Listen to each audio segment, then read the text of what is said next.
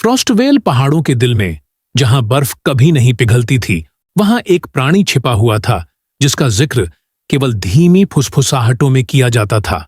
बर्फीला राक्षस। कहानियां एक विशालकाय दैत्य के बारे में बताती थीं, जो घने बर्फीले बालों से ढका हुआ था। एल्डरमीर के गांव वाले, जो पहाड़ों के तलहटी में बसे हुए थे, अपने बच्चों को चेतावनी देते कि वे जंगल में बहुत दूर न जाएं। एक कड़ाके की सर्दी में युवा अली, जो साहसी और रोमांच पसंद था, इन पुरानी कहानियों पर विश्वास करने से इनकार कर दिया। उसने यह साबित करने का संकल्प लिया कि बर्फीला राक्षस केवल एक कहानी है, और वह अपनी लालटेन और कुछ सामान के साथ पहाड़ों की ओर निकल पड़ा।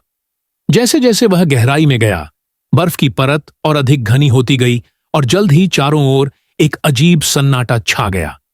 फिर एक आवाज, गहरी और गंभीर, पेड़ों के बीच गूंजी। अली का दिल जोर जोर से धड़कने लगा जब उसने देखा कि धुंध के बीच एक विशालकाय छाया उभर रही थी।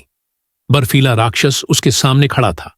उसकी सांसें ठंडी हवा में भाप बनकर निकल रही थीं, लेकिन हमला करने के बजाय वह चुपचाप उसे देखता रहा। उसकी चमकती आंखों में वह चीज थी जिसकी अली को उम्मीद नहीं थी, उदासी। अपनी हिम्मत जुटाकर अली बोला, तुम राक्षस नहीं हो क्या तुम? उस प्राणी ने एक गहरी सांस ली और फिर अली की हैरानी के लिए बर्फ जैसी खनकती आवाज में बोला, मैं कभी तुम्हारी तरह इंसान था, लेकिन बहुत समय पहले मुझ पर एक प्राचीन जादू कर दिया गया था, जिसने मुझे इन पहाड़ों में अकेला भटकने पर मजबूर कर दिया।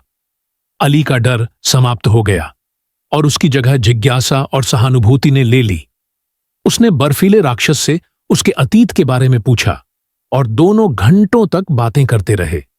वह प्राणी, जो कभी एक नेकदिल आदमी एरिक था, एक पुराने जादू के कारण इस रूप में कैद कर दिया गया था। मदद करने के संकल्प के साथ अली ने गांव की बुद्धिमान महिला को बुलाने का वादा किया, जो पुराने जादू के बारे में जानती थी। कई कठिनाइयों के बाद जादू टूट गया और एरिक को उसकी बर्फीली कैद से मुक्त कर दिया गया। एल्डरमीर के लोगों ने उसे खुशी खुशी वापस स्वीकार किया और बर्फीले राक्षस की कहानी एक बहादुर लड़के और दयालुता की शक्ति की कहानी में बदल गई।